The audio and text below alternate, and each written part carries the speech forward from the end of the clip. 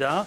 그때 대제사장 엘리야십이 자기 형제들인 제사장과 함께 일어나서 그들이 양문을 건축하고 그것을 거룩히 구별하여 그것에 문짝을 달며 메아 망대와 하나넬 망대에 이르기까지 그것을 거룩히 구별하였고 32절 모퉁이 비탈에서 양문까지는 건생옥자들과 상인들이 보수하였더라. 주님, 이 시간에도 주님 앞에 나옵니다. 말씀을 높이시고 이 말씀을 통해서 우리에게 그 거룩하고 놀랍고 그 생명의 말씀을 우리에게 선포해 주시고 또한 우리가 그 말씀으로 살게 하옵소서. 주님, 이 모든 시간 주님의 시간입니다. 주님이 인도해 주시고 주님이 영광을 받아주시기를 원하며 예수님의 귀한 조남을 받들어 기도합나이다. 아멘. 지난 시간에도 우리가 성벽 재건의 원리에 대해서 보았었습니다. 오늘도 성벽 재건의 원리에 대해서 우리가 좀 더 구체적으로 보겠습니다. 성벽 재건의 목적은 첫째는 안전이었고 두 번째로는 하나님께 대한 경배를 위해서 이 성벽을 재건할 필요가 있었다 했습니다. 이 성벽을 재건하는 데 있어서 가장 중요한 것이 함께 협력해서 일하는 것이었다라는 것이었습니다. 함께 협력해서. 그래서 느헤미야 3장을 보면 여기 보면 2장에서 느헤미야가 백성들에게 우리가 일어나 건축하자라고 독려하고 난 다음에 하나님의 간정을 하였고 이제 사람들이 느헤미야의 지도력 하에서 일사불란하면서도 아주 조직적으로 성벽 재건을 착수하는 장면을 보게 되었습니다. 이 성벽 재건의 일은 쉬운 일이 아니었고 간단한 공사가 아니라 정말로 큰 공사였다라고 성경에서 느헤미야 4장 19절에서 이야기하고 있습니다. 크고 광대한 공사였다. 이 예루살렘이 무너져서 성벽이 무너져서 방치된 지가 아주 오래되었습니다. 정말로 큰 공사였다라는 것이었습니다. 자, 우리가 이 하나님의 일들을 하는데 우리의 앞에 놓여 있는 것들이 아무리 크고 또 정말 불가능해 보이는 일이라 할지라도 하나님께서 우리에게 말씀하실 때에 우리는 믿음을 갖고 그 일을 해야 합니다. 우리가 하는 일들은 우리의 일이 아니라 주님의 일이고 결국에는 우리의 안전과 유익을 위한 길이며 하나님을 위해 하나님께 경배하기 위한 일이다라는 것입니다. 자, 그들은 각자 자기가 거주할 집도 짓지 않고 천막에 머물면서 그들은 하나님의 일들을 이 막중한 성벽 재건의 일들을 감당한 것을 보게 됩니다. 자, 사람들이 일을 할 때는 참여하는 사람들도 있고 참여하지 않는 사람들도 있을 수 있다는 것입니다. 사람들은 충분히 자신에게 동기부여가 되지 않으면 잘 움직이지 않는 경우들이 많습니다. 그러나 우리가 이제 주님의 사람들이 배워야 될 점 중에 하나는 항상 우리가 느끼고 이해하고 난 다음에 하나님의 일들에 동참하거나 순종하는 게 아니고요. 내가 먼저 순종하고 그 뒤에 하나님께서 우리에게 새로운 감정이나 또 우리에게 놀라운 것들을 더 체험할 수 있도록 도와주신다는 것입니다. 순종이 먼저예요. 내가 하나님의 말씀 앞에서 하나님의 말씀을 내가 청량하고 판단하고 이것이 내가 순종할 것이냐 아닌지를 내가 이것을 만약에 하게 된다면 내가 하나님이 되는 거예요. 그래 되면 굉장히 위험한 일들이 일어납니다. 그런데 우리는 자꾸 순종의 문제를 자꾸 나의 기준에 맞춰서 하나님의 일들을 자꾸 청량하려고 할 때 하나님과 그것은 싸움하는 일이에요. 그러면 결국 나에게 유익이 되지 않는다는 것입니다. 자, 느헤미야가 백성을 움직일 수 있도록 한 것은 우리의 일이 아니라 이것은 하나님의 일이라는 사실을 느헤미야가 일깨워 주었습니다. 우리가 하는 교회 사역도 마찬가지예요. 이거는 우리의 일이 아니고요. 너와 나의 일이 아니라 너와 나를 은혜로 부르셔서 이 일들에 동참할 수 있도록 우리에게 특별한 특권을 주신 하나님의 일이라는 겁니다. 이것은 특권이고 영광입니다. 그렇죠? 특권이고 영광이에요. 특권과 영광이 있으면 또 주어졌으면 또 거기에 대한 책임과 내가 해야 될 도리가 있다는 것입니다. 자, 우리가 구원받은 사람으로서 우리가 지금 여기서 동참하고 있는 일들이 그냥 사람들의 일인가 아니면 하나님의 일인가를 먼저 생각해 보아야 합니다. 우리는 하나님의 일이라고 한다면 사실 만사를 제쳐두고 협력해야 합니다. 세상의 직장에서는 사람들에게는 돈을 주니까 그 돈을 얻기 위해서는 세상이 시키는 대로 다 요구하는 대로 다 들어주고 부응하고 또 그 기대에 미치기 위해서 뼈 빠지게 노력을 합니다. 그런데 하나님의 일에 대해서는요, 하나님이 월급을 안 주고 한다고 해서 실제로 눈에 보이는 물질적인 것을 안 주는 것처럼 보여서 그냥 하나님의 일들을 소홀히 하는 경우가 있어요. 하나님의 일은 영적인 일이며 영원한 일들입니다. 보이는 일들이 아니에요. 영적인 거예요. 그거는 믿음으로 하는 거예요. 그러나 분명한 것은 하나님은 공정하게 나중에 하나님의 일들에 이 세상 일 이상으로 한 사람들에 대해서 나중에 뒤에서 우리가 살펴보겠지만 하나님은 보상하신다는 것입니다. 분명히 기억하시고 나중에 보면 느헤미야서에 기록된 사람들을 보면 여러분들이 알 수 있을 것입니다. 이 느헤미야 3장에 보면 44개의 가족들과 75명의 사람들의 이름이 등장합니다. 몇 명이라고요? 43개의 거기 있는 가족들, 그 다음에 사람들, 그 다음 75명의 사람들의 이름이 등장합니다. 이 사람들의 직업을 분류해 보면 직업이 그 당시에서 15가지 직업이 나옵니다. 또 전체 성벽을 42구역으로 할당을 해서 나누고 그 다음에 10개의 문들과 4개의 망대들을 세워서 그곳에 필요한 사람들을 적절하게 배치를 했다는 것입니다. 우리가 볼 때는 아무것도 아닌 사람들 이름만 있고 그냥 이렇게 서술해 놓은 것 같지만 그냥 서술해 놓은 거 아니에요. 하나하나 구체적으로 구체화시켜서 세분화시키고 조직적으로 이제 사람들을 배치해서 이 거대한 공사 일을 하게 했다는 것입니다. 이렇게 일사불란하게 조직적으로 이루어졌기 때문에 52일 만에 성벽이 완성될 수 있었습니다. 성벽 재건의 공사는 한 사람의 힘으로 된 것이 아니라 75명의 이름, 43개의 가족들이 등장하고 있다는 사실을 우리는 잊지 말아야 합니다. 이들이 연합해서 협력해서 일을 했기 때문에 이 일들이 그 짧은 단시일 내에 성공적으로 이루어질 수 있었습니다. 3장에 보면 가장 또 중요한 단어 중에 하나가 제일 많이 나오는 것 중에 하나가 다음은 이런 나옵니다. 저희 3장에 계속 보십시오. 3장 1절이 끝나고 난 다음에도 뭐가 나와요? 다음은, 그 다음에도 뭡니까? 또 다음은 이라고 나옵니다. 무려 이 다음이라는 단어가 29번 이상 나옵니다.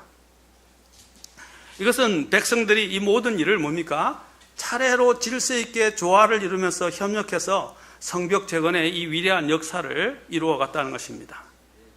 여기에 히브리어 다음이라는 단어의 히브리어는 웨알이라는 단어로서 이 웨알은 계획을 하게 되고 계획에 따라서 분담하고 책임을 지고 있었다는 것까지 포함하는 단어입니다. 우리는 그냥 다음이라고 하지만 이게 그 다음이 아니라 순차적으로 체계적으로 그 다음에 뭡니까? 그들이 조직적으로 또 같이 모든 것들을 책임지고 분담해서 일을 했다는 것을 말해주는 것입니다.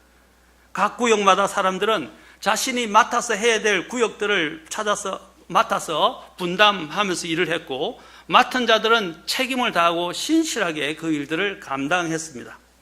오늘날 사회를 우리가 보십시오. 사람들은 책임지지 않고 변명만 하는 이런 국가와 사회, 가정을 한번 보십시오.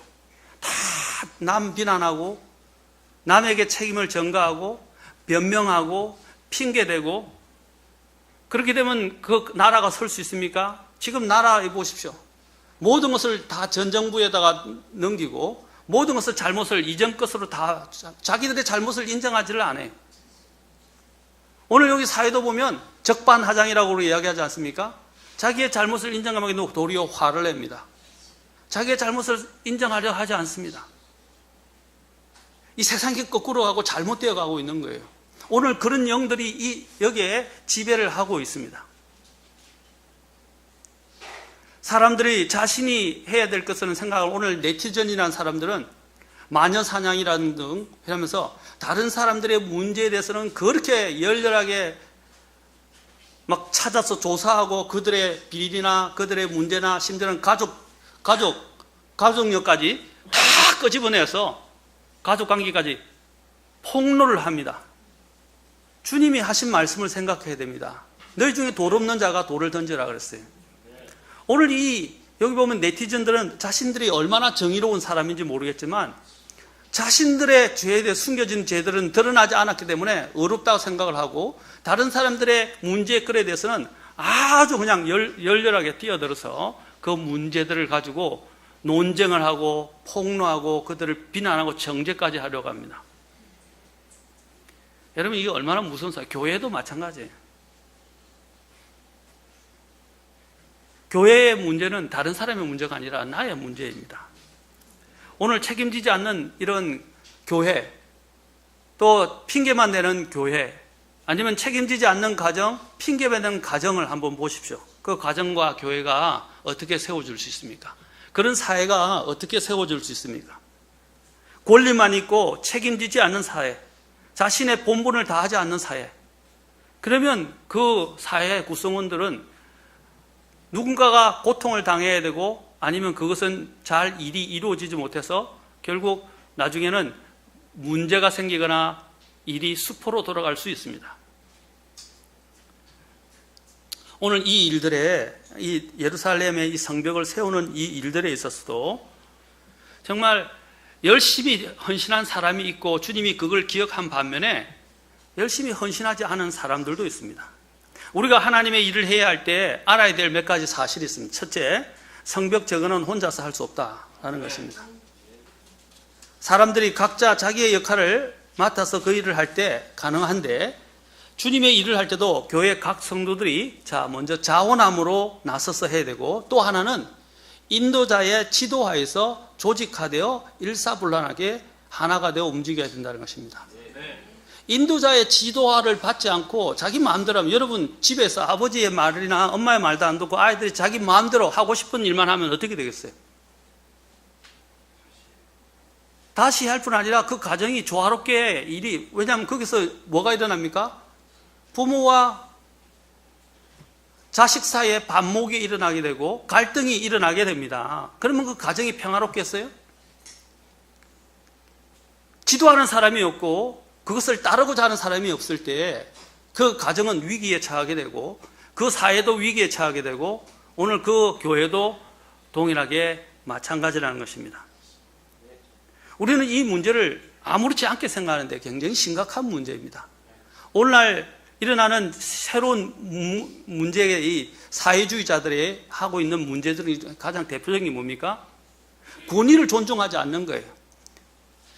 그들은 평등한 사회를 이야기하죠. 근데 공산당 저기에 북한이나 중국을 한번 보세요. 그들이 평등합니까? 오히려 더 포각과 더 소수들만 누리는 특권층들이 더 존재한다는 거예요. 그들이 주창하면 모두 다가 공평한 사회를 이야기했어요. 다시 말씀드리지만 예수님이 오셔서 그분의 왕국을 이 땅에 세우실 때까지는 이 세상에 공평한 왕국은 없어요. 정의로운 왕국은 없다는 것입니다. 여러분, 그 공산당들의 이 사회주의자들의 화려한 말에 속아 넘어가지 마세요. 그들은 정의를 외치지만 정의가 없어요. 오히려 더 반목과 더 갈등과 더 문제들만 더 많이 일어나고 있어요. 교회도 마찬가지입니다. 하나님의 질서 안에서 움직이지 않는다면 교회는 세워질 수 없습니다. 또 같이 협력해서 한 마음으로 같이 일하지 않는다면 또한 하나님의 이 일들도 이루어질 수 없습니다. 오늘 느헤미야 3장을 자세히 보면 거의 모든 사람들이 협력한 것을 보게 됩니다. 작업 방식의 일을 한번 보도록 합시다. 그들은 영적 지도자인 이 느헤미야의 인도하에서 백성들이 다 협력하는 방식으로 조직화되어 일했다는 것을 1절을 통해서 우리는 다음을 통해서 알 수 있습니다. 하나님께서는 각 일꾼들을 주목하고 계시다는 것을 보게 됩니다. 왜냐하면 우리가 지금 보는 것은 그냥 느헤미야서가 아니라 하나님의 말씀입니다. 이 하나님의 말씀에 보면 그 일꾼들의 이름이 기록되어 있어요? 안 기록되었어요? 아까 제가 몇 명이라 그래야겠죠? 예, 75명의 이름이 이곳에 기록되었다는 것입니다. 그 일에 참여했던 사람들의 이름을 거명했다는 사실이에요. 하나님은 각 사람 참여한, 자원에서 참여한 사람들의 일꾼들을 다 주목하고 계셨고 그의 이름들을 기억하시고 기록하셨어요. 또 각 사람들에게는 그것을 책임을 맡은 사람들이 있었고, 그렇죠? 있었다는 것입니다. 또 책임을 맡았던 특정한 분야가 있었다는 것입니다.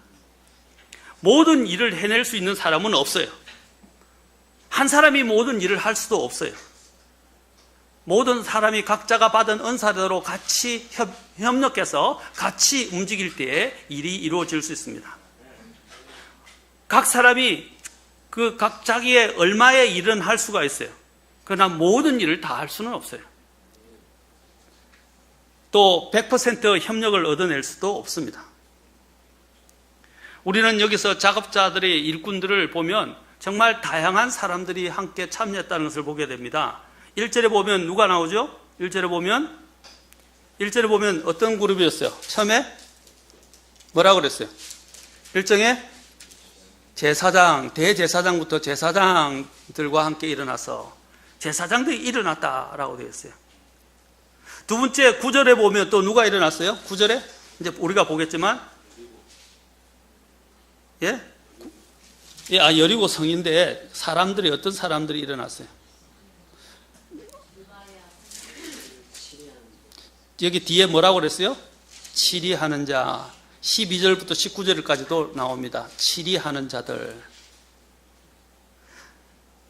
그 다음에 12절에 보면 또 누가 나옵니까? 12절에 보면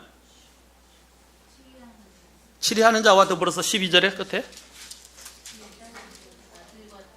끝에 아들과 딸들, 딸들, 여자들이, 그렇죠? 자, 아들 살룸 가게 그의 딸들, 여자들도 참여했다는 것을 보게 됩니다. 8절 봅시다. 8절에는 또 누가 나와요? 금, 세공업자. 또, 그 다음에 약제사들. 그렇죠? 그 다음에 또, 그뿐 아니라 32절에도 보면 아까 우리가 보면 또 누가 나왔어요? 또, 금, 세공업자들과 상인들. 다양한 직업을 가진 사람들이 지금 여기서 나타나고 있습니다. 심지어는 2절과 5절과 7절에 보면 심지어는 다른 도시에 사는 유대인들도 참여를 했어요. 그리고 11절과 19절과 21절, 24절, 27절, 30절을 보면 또 어떤 사람들은 여러 가지 남은 일들을 감당했음을 보게 됩니다. 어떤 일꾼들은 가족 중 혼자 나와서 일한 사람도 30절에 나와요. 어떤 사람들은 더 열심히 일하기도 했습니다. 어떤 사람들은 그 일들에 목을 매지 않은 사람들도 있었습니다. 어떤 사람들 중에는 육신적인 사람들조차도 이 일들에 열심으로 같이 또 합세했음을 보게 됩니다. 자, 먼저 제사장 그룹에 대해서 보도록 합시다. 1절에 이 제사장 그룹들을 여기서 보면 대제사장과 제사장들은 어떤 사람들이 있어요? 하나님 앞에서 모든 그룹들을 하나님을 앞에 사람들을 대신하여 말하는 사람들입니다. 다시 말하면 여기 있는 사람들이 일종의 지도자예요. 여러분이 예수님 계시던 당시에 제사장들이 모든 이런 종교적인 일들을 도맡아서 하면서 이끌어갔던 것을 보게 됩니다. 사람들은 그들의 입을 보면서 그들의 하는 것들을 행위를 본받았었습니다. 이들은 뭐냐면 인도자들로서 일종의 솔선수범하는 사람들이었어요. 제일 먼저 대제사장이 언급되고 있습니다. 1절에서 대제사장이 언급되고 있어요. 엘리야식과 그의 가문의 사람들이 일어나서 성벽을 건축한 것입니다. 그것은 당연한 것입니다. 하나님의 이런 사람을 대신하여 하나님께 말하는 이러한 위치에 있는 사람들이 먼저 솔선수범하여 먼저 모범을 보인 것입니다. 그렇죠? 교회에서도 마찬가지. 목회자가 먼저 솔선수범하고 본을 보이고, 또 집사들도 마찬가지. 나중에 치리자들도 나오지만 집사들과 또 그 다음에 거기에 의해서 일을 맡은 책임자 리더들이 또 같이 그 지도하에서 솔선수범하면서 본을 보여야 됩니다. 그래야 앞으로 들어오는 사람들, 밑에 있는 사람들이 보고 배우는 거예요. 청출어람이 뭡니까? 위에 있는 스승보다 더 나은 것이 어디서 나옵니까? 그들을 보고 배워서 더 뛰어난 사람이 되는 거예요. 문제는 뭐냐면 사람들이 배우려 하지 않는다는 거예요. 디모데서에 보면 어떤 사람들이 있었어요? 여자들 중에서 항상 배우나 진리의 지식에 이르지 못하는 사람들이 있어요. 배우는데요, 늘 똑같고요. 진리 안에 이르지도 못하고 머물지도 못하고 그냥 자기들 하고 싶은 대로 하고 사는 사람들이 있어요. 항상 배우지만 진리의 지식에 이르지 못하는 사람들이 있어요.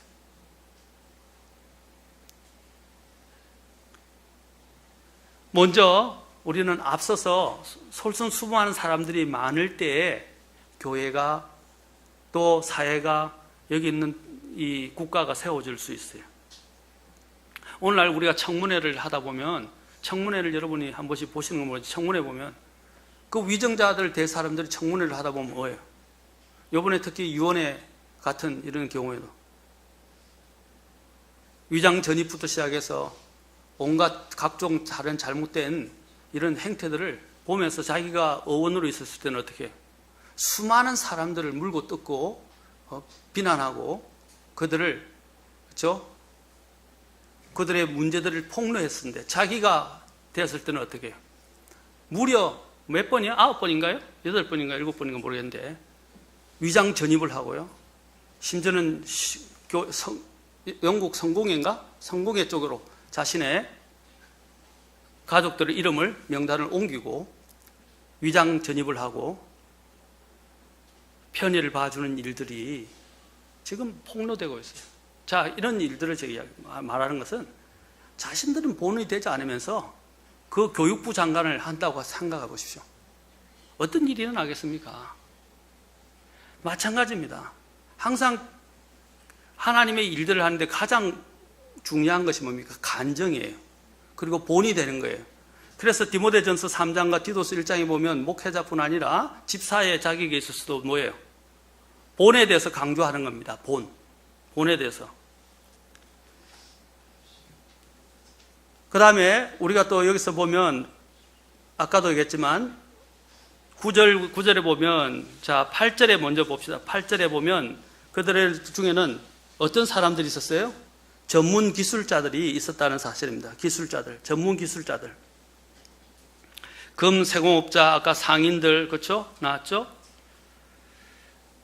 또 8절에서 또 누가 있었어요? 약제사들도 있었다는 것을 보게 됩니다. 그들은 그 방면에 숭령공돌이었어요. 금생옥업 같은 경우는 어떻습니까? 그들은 어떤 기술을 갖고 있어요? 아주 세미한, 섬세하고 세미한 이러한 일들을, 아주 고도의 기술을 기하는 그 일들을 그들은 안정적으로 마칠 수 있는 전문가였습니다. 그 사람들도 조차도 이제 여기 들어와서 그들이 할 수 있는 모든 일들을 분담받았지만 더 세밀하게 작업이 필요한 일들을 감당해 내었습니다. 그들은 사실 이런 일들을 할 때 가장 중요한 것이 두 가지가 있어요. 그들은 뭡니까? 눈과 손입니다. 눈과 손. 그렇죠? 눈을 다치면 안 되고, 왜냐하면 이들은 전문기술자, 세미한 일을 하는 사람들, 세공업자들은요, 눈을 조심해야 되고 손을 조심해야 돼요. 그런데 그들은 어떻게 했습니까? 그걸 마다하지 않고 이 험한 일들에 참여했다는 사실입니다. 그들은 자신들의 체면과 위치, 자신들의 어떤 처지, 신분, 이런 것들을 생각하지 않고 이 일들에 뛰어들어서 하나님의 이 일들에 동참해서 이 일들을 해결해 냈다는 사실입니다. 또 여기도 마찬가지로 치리한다고 해서 치리자들도 예외는 아니었어요. 치리자들도 우리가 참여한 것을 봅니다. 귀인이라고 그래서 그들은 예외적으로 자신은 제외되어야 된다고 생각하지 않았습니다. 군대에서 제일 눈칫밥을 먹는 사람들이 뭔지 아십니까? 특히 보면 꼭 우리가 예전에는, 요즘은 좀 달라진지, 이전에는 요즘 자살이나 총기 사고 같은 게 많이 생기죠. 또 탈영 문제도 생기죠. 이제 군대 보면 일종의 군대 말로 고문관이라는 사람이 있어요. 고문관은 뭐냐면 항상 이렇게 좀 어리석어서 이 사람 저 사람한테 욕 들어 먹으면서 또 아무 일도 못해서 사람들이 그렇게 부르는 사람들이 있어요. 근데 그런 사람들도 인격적으로 대해야 되는데, 이제 그런 사람들은 자꾸 눈치를 주고 이제 우리가 이야기하는 대로 막 책망을 하게 됩니다. 그러니까 자꾸 위축이 되고 나중에는 불만이 터져서 사고가 일어나기도 합니다. 또 군대에서 정말 눈에 거슬리는 사람 중에 한 사람이 열애자입니다. 뭐 아프다고 핑계대고 다른 사람들이 일하는데 그냥 병가를 내거나 아니면 내부만에 가서 그냥 쉬어요. 또 보면 좀 이렇게 선임들 중에, 요즘 이전에는 고참이라고 그랬어요. 그 고참들 중에는 그냥 핑계대고 안 나오는 고참들이 있었어요. 자, 이렇게 열애자들이 손을 들고 열애할 사람 하면 정당한 어떤 일들에 의해서 열애하는 사람이, 행정병이라든지 어떤 특별한 임무를 맡은 사람들은 열애가 가능해요. 또 보초 서는 사람도 마찬가지고, 경비. 그러나 그 외에 이런 문제가 있는 사람들이 손을 들어서 열애를 신청하게 되면요, 그 옆에 있던 사람들이 속이 부글부글 끓어오릅니다. 정말 화가 많이 나요. 뭘 했다고 저 열애하지? 근데 특히 이 후임병 중에서 열애를 신청했다가요, 그때는 우리 있을 때는 정말로 그 애는 나중에 굉장히 고역을 당하게 됩니다. 어디 쫄병이 빠졌다고 그래요. 그래서 빠져가지고 열애를 하냐고. 고참들도 열애 안 하는데, 이제 눈에 거슬린 사람들이 이 열애자들입니다. 여기 보면 이 치리자들도 이 일들에 열애를 갖지 않고 참여했다는 것을 보게 됩니다. 아까도 말했지만 남자들뿐 아니라 여자들조차도 이 일들에 협력해서 동참했다는 것을 우리는 또 보게 됩니다. 아까 12절에서 봤죠? 더 나아가서 일반인들과 상인들까지도 모두 동참했습니다. 자, 각종 다양한 직업의 사람들이 참여를 했고, 심지어는 여기에 보면 연약한 여자들도 참여를 했으며, 또한 이런 그들의 지위에 상관없이 그들의 이 하나님의 일들에 참여했다는 것을 보게 됩니다. 그리고 예루살렘 사람들만 참여한 것이 아니라 예루살렘 이외의 지역에 있는 사람들조차도 심지어는 이 일들에 참여했습니다. 이것은 복된 일이에요. 이전에는 뭡니까? 하나님의 복을 받기 위해서 이방인들이 개종을 해서 유대인이 된 적도 있어요. 그렇죠? 유대인이 되고 이스라엘 사람들이 되었습니다.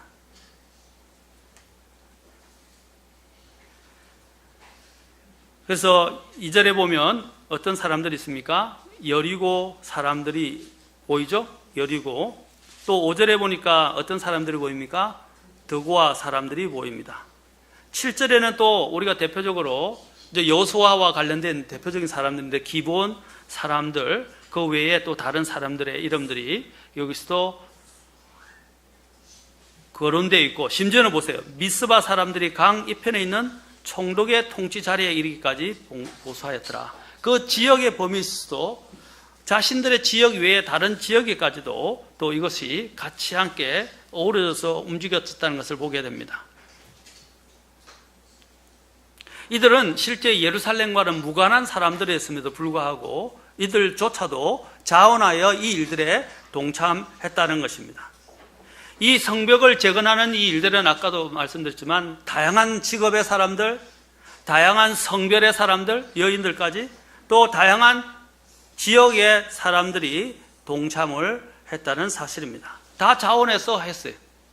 성벽을 재건하는 이 사회가 사람들이 이런저런 이유를 핑계대고 이 사람 저 사람 하나 둘씩 자기 자리를 지키지 않고 빠져나가면, 자기 몫을 수행하지 않는다면 이 공사를 완성하는 일에 있어서 굉장한 어려움이 있었을 것입니다. 모두가 협력해서 자기에게 주어진 책임 있는 일들을 다 감당하였기 때문에 순조로운 공사가 진행되었고, 놀랍게도 52일 만에 이 일들이 완성될 수 있었습니다. 여러분, 살아있는 개가 죽은 사자보다 낫다는 전도서의 말씀을 기억하십니까? 그것은 무슨 의미입니까? 사자가 아무리 맹수의 왕이라 할지라도 죽으면 소용없고, 그가 일을 하지 않는다면 소용없어요. 성경에는 보면 무덤에는 일이 없다 그랬어요. 죽고 사라지고 일을 안 한 사람들은 어쩔 수 없어요. 조금이나마 그 힘을 가지고 있지만 그 일을 하나님 앞에 드린 사람들을 주님은 기억하신다는 사실입니다. 이것이 바로 연합과 동참의 협력의 능력이라고 할 수 있습니다. 주님께서는 하나님의 일을 하는데 아까도 얘기했지만 모두 다가 하나가 되어서 아까 일사불란하고 또 질서 있게 또 지도자의 지휘하에서 하지만 한 마음이 되어서 움직여야 합니다. 한 마음이. 이것은 예수님께서 대제사장의 기도를 통해서도 말씀하셨습니다. 특히 요한복음 17장이 대제사장의 기도라고 불려지는데 이 대제사장의 기도에서 뭐라고 주님께서 기도하셨어요? 한번 가서 보겠습니다. 요한복음 17장 11절부터 11절 몇 절만 보겠습니다. 11절.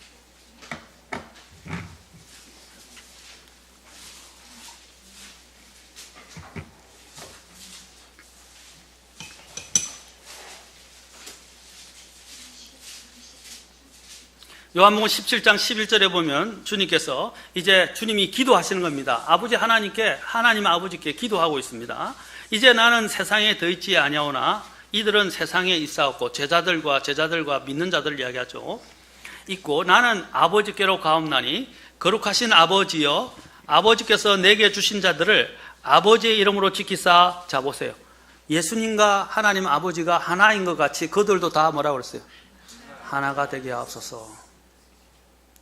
이게 주님의 기도였어요. 십자가로 가시기 전에 주님이 하신 대제사장의 기도란 말입니다. 21절 보세요.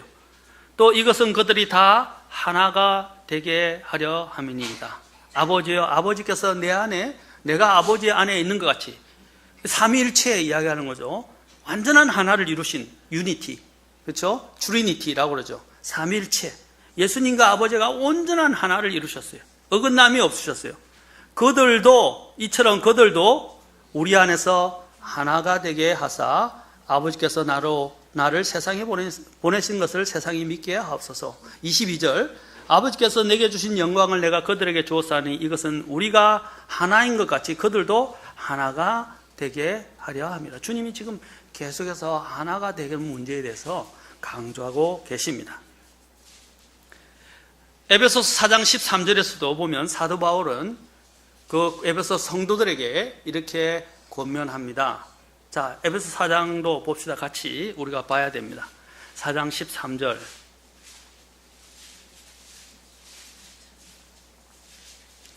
에베소서 4장 13절. 자, 같이 읽겠습니다. 그 다음에 같이 읽겠습니다. 시작. 마침내 우리가 다 믿음과 하나님의 아들을 아는 것에서 하나가 되어 완전한 사람에 이르고 그리스도의 충만하심에 장성한 분량에까지 이르리니. 우리가 하는 것은 이 교회 구성원들이에요. 그들이 다 믿음과 하나님의 아들을 아는 것에서 하나가 되어야 완전한 사람에 이른다 그랬어요. 에베소 4장 3절로 보십시오. 사도 바울이 결론적으로 이야기하는 게 있어요. 4장 3절. 이것도 같이 읽겠습니다. 시작. 화평의 매는 띠로 성령이 하나 되게 하신 것을 힘써 지키라. 성령이 하나 되게 하신 것을 힘써 지키라 그랬어요. 왜냐하면 사람들이 이 사이가 틈이 생기게 되면 누가 공격을 하죠? 마귀가 공격한다는 거예요. 마귀가. 그 뒤에 마귀에게 틈을 주지 말라는 말이 나와요. 예수님께서는 교회를 한 몸이라고 말씀하셨어요. 교회는 성도의 유기체입니다. 몸은 다양한 지체로 구성되어 있습니다. 이 모든 지체가 서로가 잘났다고 하게 되면 어떻게 돼요? 몸이 유지될 수가 없습니다. 약한 지체도 있고 강한 지체도 있는데 서로가 서로를 존중하고 같이 유기적으로 결합되어서 머리가 지시하고 움직이는 대로 어떻게 해요? 머리가 지시하는 대로 같이 함께 움직여져야 된다는 것입니다. 머리가 이야기하는 대로 움직이지 않으면 어떻게 해요? 그 병이 난 거고 문제가 생긴 거예요. 맞습니까? 머리에 말을 못 듣는 거예요. 그래서 마비증 환자들이 어떻게 해요? 신경이 머리가 지시하는 것을 전달하지 못하고 그게 따라 움직이지를 못하는 거죠. 그거 심각한 문제라는 거죠. 모든 지체가 서로 유기적으로 협력해야만이 건강한 몸이 됩니다.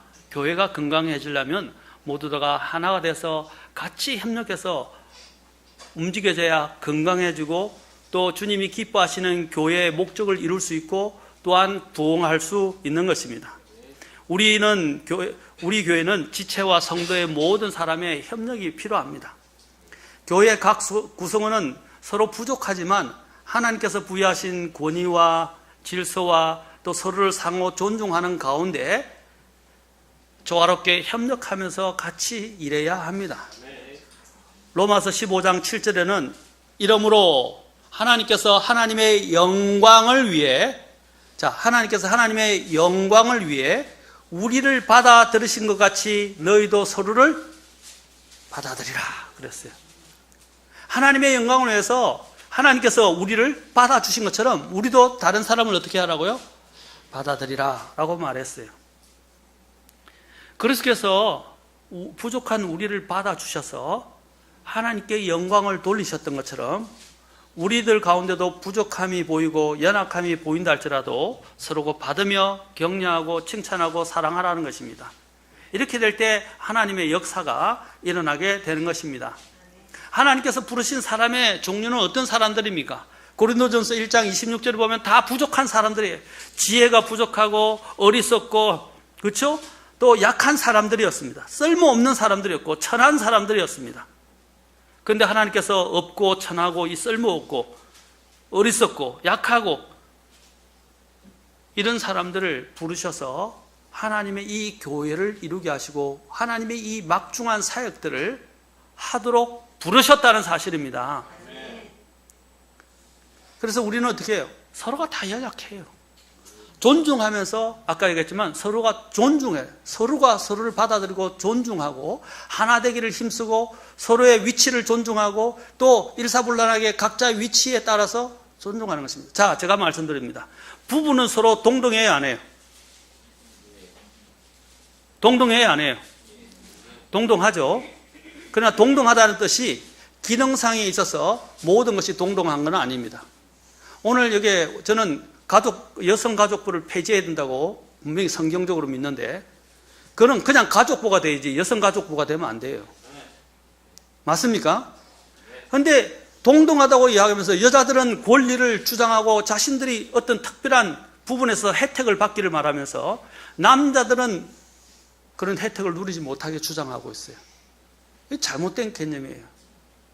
여러분, 동등하다는 것과요 그들이 기능상 자기의 역할을 하는 것은 다른 문제예요. 회사도 마찬가지예요. 그러면 모두 다 평사원이 돼야 돼요. 만약에 사회주의 논리에 따르면 모든 사람이 다 똑같은 일을 해야 돼요. 그리고 똑같은 지위에서 일을 해야 돼요. 그러나 이 세상은 그렇지 않아요. 지위가 있고요, 기능상의 역할이 있고 다 각자가 맡은 또 은사들이 달란트들이 다 달라요. 그걸 인정하고 그 분야에 맞게 일하는 것이 뭡니까? 이게 동등하고 평등한 사회예요. 그런데 사회주의자들은 이 자체를 인정하지 않아요. 모두 다 획일화시키고 인류화시키고 통일화시키려고 합니다. 이건 무서운 거예요. 이건 전체주의에서 생각하는 거예요. 제가 정치 이야기를 하는 게 아니라 이런 부분들이 교회 안에도 들어오면 안 돼요. 가정에서도 마찬가지예요. 남편과 아내가 동등하지만 하나님이 남편에게 뭐라고 그랬어요? 지위적인 면에서는 머리라고 하셨어요. 맞습니까? 가정의 머리란 말입니다. 국가에서는 대통령이 머리입니다.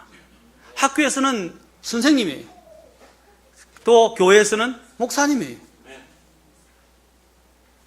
오늘날 잘못된 개념들이 독립신앙의 성서신학의 그런 것 중에 하나는 뭐냐면 목사님도 형제고 나도 형제니까 똑같이 하자는 거예요. 심지어는 얼마나 잘못됐냐면 이런 잘못된 개념이 들어와서 우리 아버지도 형제이기 때문에 심지어는 아버지를 형제님이라고 부르는 사람도 있었어요. 맞아야 돼요, 그 사람들은.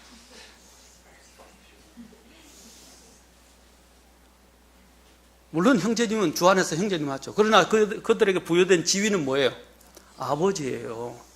회사 갔는데 자기가 아버지가 사장이에요. 내가 전무예요. 또 내 동생이 상무예요. 자, 이렇게 이야기합시다. 그런데 회사에서 회의를 하는데 아버지가요, 이렇게 이야기했어요.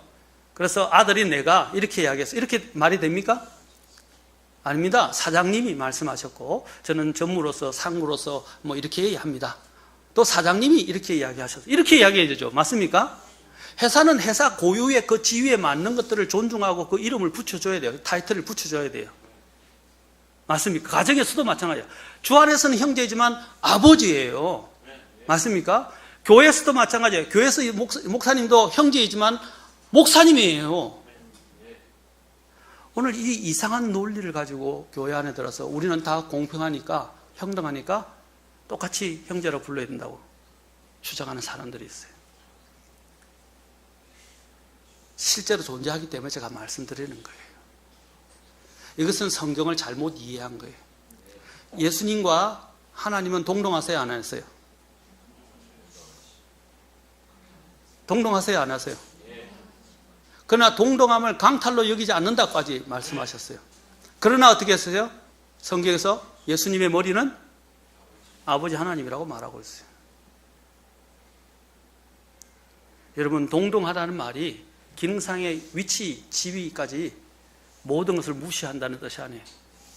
지위도 있고 각 사람의 각 기능적인 역할들이 있다는 것입니다. 아버지 하나님이 하실 일이 있고요, 아들 하나님이 하실 일이 있고, 성령 하나님께서 하실 일이 있어요. 맞습니까? 그 위치와 위치를 존중해야 되고, 삼위일체가 왜 뛰어나느냐면 사랑 안에서 서로 연합하고 그 질서를 존중했다는 것입니다. 성령 하나님은 예수님을 높이고 예수님을 드러내고, 예수님은 어떻게 했어요? 하나님 아버지를 드러냈습니다. 맞습니까? 우리가 정부에 있는 사람들을, 왜 정부에 있는 사람들을 신앙적 양심의 문제가 아니라면 왜 그들을 존중해야 됩니까? 왜 권위와 왕들과 세운 제도들을 존중해야 됩니까? 하나님이 세우신 질서이기 때문입니다. 특히 죄인이 사는 세상에서는 더욱더 질서가 필요해요. 교회도 이 교회 일을 하는데도 마찬가지입니다. 하나님께서 우리에게 모든 사람을 부르셔서 같이 협력하게 하시고 하나가 되게 일하게 하시지만 각자가 맡은 지위와 직분이 있고 또 일이 있다는 것입니다. 그 일들을 하게 하셨다는 것입니다. 먼저 우리가 이러한 자세는 어디서입니까? 하나님의 권위를 인정하고 또 하나님이 주신 부분들을, 지위를 인정하고 또 우리가 다른 사람들을 존중할 때 일이 이루어지는 것입니다. 로마서 12장 10절에 보면 형제의 사랑으로 서로 친절하게 애정을 가지고 서로 먼저 존중하며 라고 되어 있어요. 그리고 야고보서와 베드로서에서 두 번이나 뭐라 합니까? 특히 장로들을 어떻게 하라고 했어요? 교회에서 존중하라 그랬어요. 특히 교리를 가르치는 장로들은 뭐라 그랬어요? 두 배나 존중하라 그랬어요. 여러분, 이거는 마음에 들고 안 들고의 문제가 아니에요. 내가 아버지가 내 마음에 들고 안 들고 해서 내가 아버지 대접을, 마음에 들면 아버지 대접하고 마음에 안 들면 아버지 대접 안 하면 그 집안이 어떻게 되겠어요? 마음에 들고 안 들고의 문제가 아니라니까요. 어머니가 나이가 잘해주고 안 해주고 마음에 들고 안 들고의 문제가 아니에요. 그런데 이런 논리로 이렇게 가정이나 사회에서나 심지어는 교회에서 적용하게 되면 그 사회의 구성원들은 무너지게 되는 거예요. 서로 존중해야 합니다. 서로 존중해야 돼요. 그러나 하나님이 주신 것들 안에서, 그래서 베드로전서 아까 얘기했던 너희 젊은 사람들에게 특별히 말하고 있어요. 장로에게 복종하고 참으로 너희가 다 서로에게 복종하며 겸손으로 옷 입으라.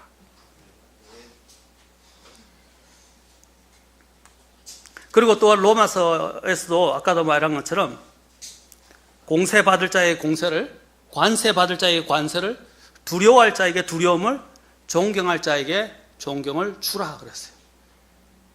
그들이 존경받을 만해서가 아니라 그들의 위치가 하나님이 세우신 것이기 때문에 하나님께 존중하는, 특히 여기는 뭐냐면 정부 관료들에 대해서 이야기하는 거예요. 로마서 13장은 존경할 자에게 종들을 존경을 하라. 베드로도 뭐라 그랬어요? 왕들과 제도들을 존중하라 그랬어요. 오늘 이상한 이 세상 분위기들이 교회 안에까지 들어왔어요. 교회를 막 무너뜨리고 있습니다. 심지어는 교회 안에 노조까지 생기고 있고요. 어떻게 이런 일들이 일어날 수 있는지 모르겠습니다. 세상의 방식과 세상의 영들이 교회 안에 침투해 들어와서 실용주의와 이런 세상의 잘못된 영들이 교회를 파괴하고 있습니다. 교회 안에서 노동운동을 하면 되겠어요? 그들이 왜 부르심을 받았고 사역을 하는 거예요?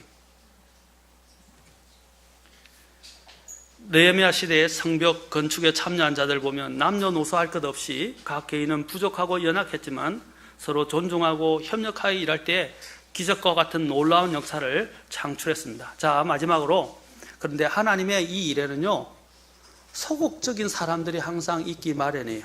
자, 오늘 느헤미야 3장 5절, 마지막으로 5절을 가서 보겠습니다. 3장 5절 봅시다. 같이 읽겠습니다. 3장 5절. 자, 눈을 뜨시고, 다 돼갑니다. 자, 눈을 뜨시고 3장 5절. 자, 같이 보겠습니다. 시작.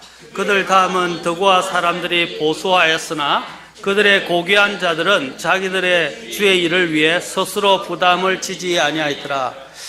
자, 여기 보면 특히 이 드고아 사람들 중에 고귀한 자들을 이야기합니다.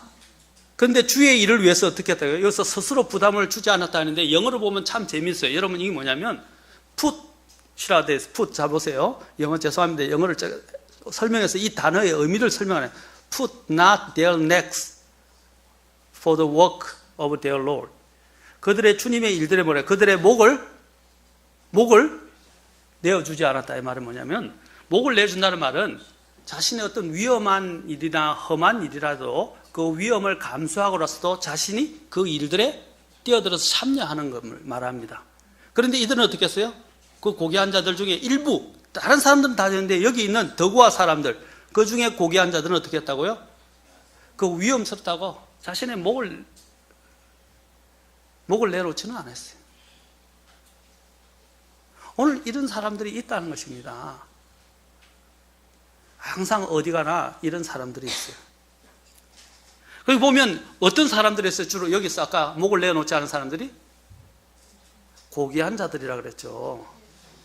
돈과 지위가 좀 있는 사람들, 좀 살만한 것이 있는 사람들, 세력이 있는 사람들, 자기가 좀 사는데 지장이 없는 사람들, 교회에서 보면 되게 헌신하는 사람들 보면 아까도 얘기했지만 없거나 정말 마음이 순수하면서 없는 사람들이 많아요. 대부분이. 좀 있다고 하는 사람들은요, 교만하고요. 좀 안다는 사람들도 교만하고요. 문제인 경우가 더 많습니다. 그래놓고 교회에서 뭐냐면, 특히 이런 사람들, 내가 헌금을 많이 하는데 내 헌금 안 내면 이 교회 어떻게 되는가 보라. 아주 이런 고약하고 나쁜 마음을 가진 사람들이 있어요. 내 헌금으로 목사하고 월급 주고 이 교회 이렇게 움직이니까 내가 안 되면 너희 어떻게 되는가 보자. 네 목사 어떻게 되는가 보자.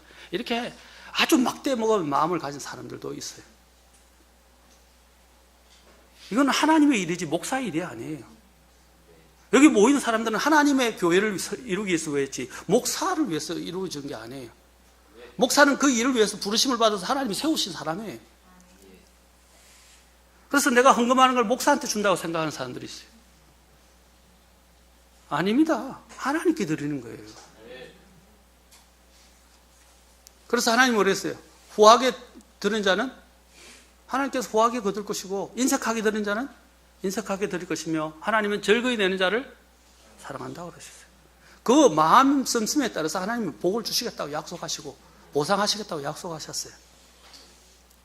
항상 교회는 자신이 부족하다고 생각하고 자기를 낮추고 다른 사람을 존중하는 이런 사람들, 특히 연약하고 없는 사람들이 되게 보면 마음이 순수해요. 그리고 마음이 가난해요. 이런 사람들이 더 사실 의지할 것이 있으니까 주님만 더 붙들고 의지합니다. 그러나 돈이 있고요, 자신이 의지할 다른 것들이 있다고 하는 사람들은요, 주님께 매달리지 않아요. 우리가 구원받았을 때 어떨 때 구원받았어요? 돈이 많거나 여유가 있을 때 구원받았어요? 문제가 있어서 내가 매달릴 것이 없고 하나님 외에는 방법이 없다고 생각할 때 구원받았어요? 우리를 한번 잘 돌아보십시오. 그래서 아까 고린도전서에서 지혜로운 자가 많지 않았고, 그렇죠? 어리석었고, 강한 자가 많지 않았고, 약하였고, 쓸모없고, 또 없는 자들이었다고 말하고 있습니다. 자신이 부족하다고 생각해야 돼요. 그리고 하나님의 은혜로 생각을 해요. 여기 보면 고린도서에 보면 헌물을 할 때도 하나님이 뭐라고 그랬어요? 은혜의 헌물이라고 그래요. Grace giving, 영어로는 이야기합니다. The giving of grace. 은혜의 헌물, 드림이라고 말하고 있어요. 헌물은 뭐로 드리는 거라고요? 은혜로 드리는 거예요. 율법으로 드리는 거 아니에요. 11조는 율법과 같은 거예요. 그거는 고정이에요. 나머지 헌물은 뭐라고요? 은혜로 드리는 거예요. 은혜를 많이 받은 사람은 더 많이 낼 것이고 은혜를 적게 받은 사람은 안 낼 거예요. 그건 하나님은 다 청량하고 계실 거예요. 교회 안에서 하나가 되지 못하는 사역은 교회의 가장 큰 일이 됩니다. 큰 일을 망치게 됩니다. 우리가 교회 안에서 각자의 정말 하나님이 주신 사역자들과 함께 각자가 맡은 일들을 일사불란하게 지휘하여서 움직이게 될 때 교회가 건강하게 움직일 수 있습니다. 목자와 양을 생각해요. 양을 돌보는 사람이 누구예요? 목자예요. 하나님이 목자를 주시는 이유가 뭡니까? 양들을 먹이고 돌보고 인솔하고 징계하고 그들을 잘 인솔하고 그렇죠? 더 있는 곳으로 포준 초장으로 건강하게 돌보라고 목자를 주신 거예요. 양이 목자와의 관계가 건강하지 못하면 자기 손해예요. 그래서 히브리서 13장 17절에서 뭐라고 그랬습니까? 주님의 사역자들이 기쁨으로 일을 하게 하고 기쁨으로 일을 하게 하지 못하면 그것은 너 손해다 그랬어요. 너에게 유익이 없다고 그랬어요. 우리가 또한 일사불란하게 하는데 제가 한 가지만 더 말씀드리겠습니다. 오후 예배 들으시는 것도 참 대단하십니다. 여러분들은 안 하고 가시는 분도 계시지만 근데 오후 예배 마치고 저는 청소 같은 경우도 또 다 같이 하면 30분에 끝낼 일을 10분으로 5분으로 단축시킬 수 있어요. 제가 하는 말을 요즘은 뭔지 아십니까? 많은 사람들이 다 같이 아까 일사불란하게 참여해서 자기의 몫을 감당하면요 이 일들도 수월하게 이루어져요. 그런데 어떤 사람들은 특권처럼 그냥 왔다가 손님처럼 가는 사람이 있는 반면 그냥 예배만 마치면 그냥 아무 자기가 상관없는 것처럼 예배만 참석하고 하는 사람들도 있어요. 교회 일은 그렇게 되는 게 아니에요. 가급적이면 많은 사람들이 함께 참여해서 자기의 몫을 감당하고 같이 할 수 있는 일들은 같이 해야 되는 겁니다. 나는 못하네, 나는 이런 일만 하겠네, 이렇게 되면 교회가 이루어질 수 없어요. 자기가 하고 싶은 일만 하면 어떻게 교회가 이루어질 수 있어요? 또 머리에 지시도 받지 않고 손이 지 맘대로 움직이면 이거는 뭐예요? 우리가 여기면 지체장애자죠. 아니, 머리는 이렇게 이야기하는데 손은 지 맘대로 움직이겠어요. 떨고 중풍같이. 그러면 어떻게 되겠어요? 그럼 병이 난 거예요.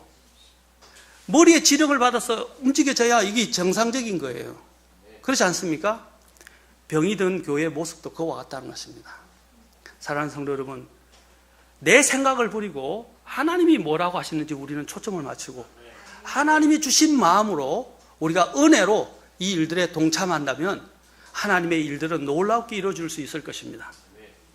저와 여러분들이 바로 이 일들에 동참해서 오늘 아까 얘기했죠. 주님이 여기 동참한 사람들 이름을 어떻게 했다고 그랬어요? 다 기억하셔서 기록하셨어요. 75명. 그리고 또 동참하지 않은 사람의 덕우와 아까 사람의 지위, 덕우와 사람들의 귀인들, 그 귀인들의 이름도 기억하셨어요. 하나님은요, 하나님의 일에 참여한 사람들, 참여하지 않은 사람들의 이름까지 다 주님은 기억하고 계시다는 사실입니다. 하나님은 정말로 놀라운 분이십니다. 그리고 20절 한 절만 더 보고 끝내겠습니다. 20절 보십시오. 더 놀라운 것이 있습니다. 20절에 보면 그 다음은 10배의 아들 바룩이 죄송합니다. 눈이 요즘 저도 침침해서 삿배의 아들 바룩이 다른 한 부분을 성실하게 보수하여 성벽이 구부러지는 곳에서부터 대제사장 엘리야십의 집의 문에까지 이르렀더라. 뭐라고 그랬어요? 이 바룩은 다른 사람들보다 더 뭐라고 이야기했어요? 성실하게 보수했다. 다른 사람보다 더 성실하게. 느헤미야가 이걸 눈여겨봤어요, 안 봤어요? 이걸 기록하게 한 것은 뭡니까? 하나님이 이것도 눈여겨보셨다는 거예요. 하나님이 아까 목을 매달지 않았던 사람, 그 사람들, 도구와 사람들의 그 귀인들, 그 고귀한 자들까지 주님은 보고 계셨고, 알고 계시고, 기록해놨죠? 또 심지어는 여기서 바룩과 같은 사람을 어떻게 했어요? 하나님은 또 눈여겨보셔서 그 이름을 거명했습니다. 주님의 책에는 뭐가 있다고 그랬어요? 모든 사람들의 행위를 기록한 책이 있다고 그랬어요. 여러분의 이름도 정말로 하나님이 기뻐하시는 영광스러운 그 부분에 기록되어져서 주님 앞에 섰을 때 칭찬과 존경과 영광을 받으시는 저와 여러분이 될 수 있기를 주의 이름으로 축원합니다. 수치스러운 이름이 아니라 영광스러운 이름 기도하시겠습니다.